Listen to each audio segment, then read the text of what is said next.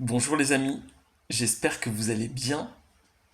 Un truc que vous connaissez tous, on s'approche d'une surface réfléchissante, dans une salle de bain, dans un ascenseur, et on procède à une petite vérification de routine. On ajuste une mèche, on vérifie l'état de sa peau, on s'assure que l'image que l'on a correspond bien à la réalité qu'on s'est fait de soi. C'est un geste qui est complètement automatique, qui est répété des dizaines de fois par jour, et qui semblerait même confirmer notre identité quelque part. Et pourtant, ce reflet, c'est un mensonge physique. Parce qu'on oublie que personne, absolument personne dans le monde, ne nous voit comme on se voit dans un miroir. On contemple cette image inversée, qui est une symétrie artificielle que notre cerveau a fini complètement par accepter comme étant la vérité, et on s'attache à une version de nous-mêmes qui n'existe pour personne d'autre.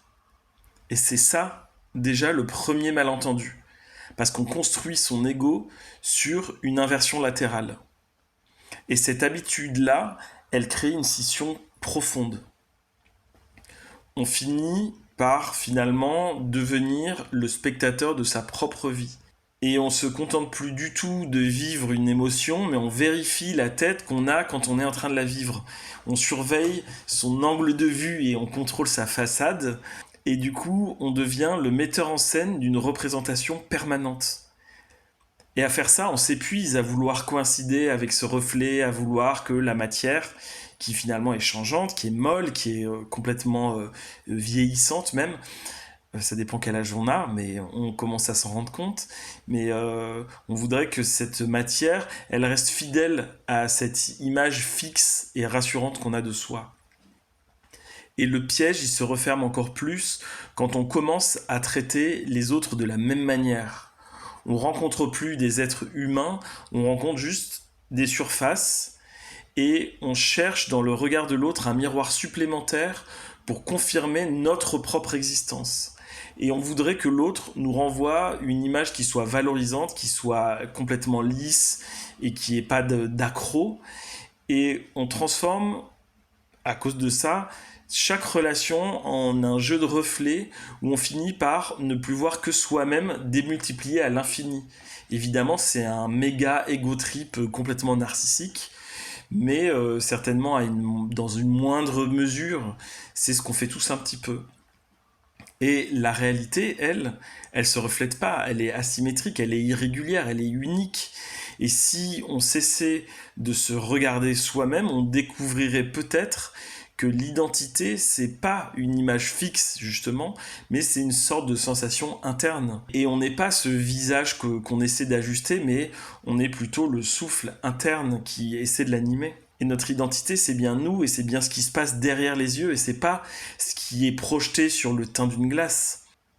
Et en lâchant le besoin de contrôler son reflet, on s'autorise à être beaucoup plus dans le présent, sans le filtre de la surveillance constante. C'est à la fois ce qu'on peut faire naturellement, et à la fois, quand on décide de le contrôler, finalement, on se rend compte que c'est peut-être pas si évident que ça.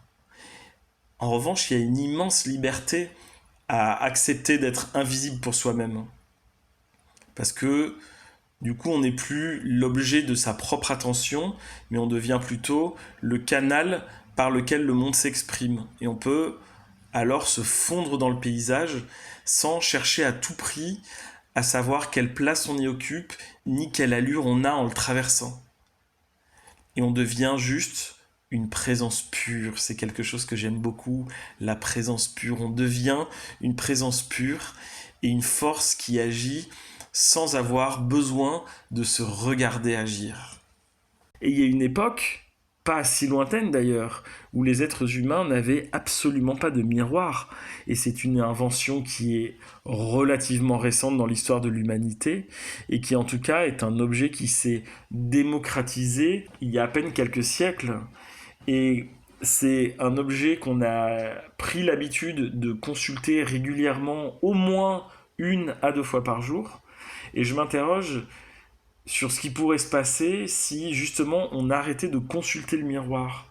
Est-ce qu'il se pourrait, peut-être qu'on pourrait faire le test, de passer une semaine complète sans se regarder du tout dans un miroir, alors que c'est un moment où on continue d'avoir une vie sociale. Je veux dire une vie normale, où on va au boulot, où on sort et on voit des amis.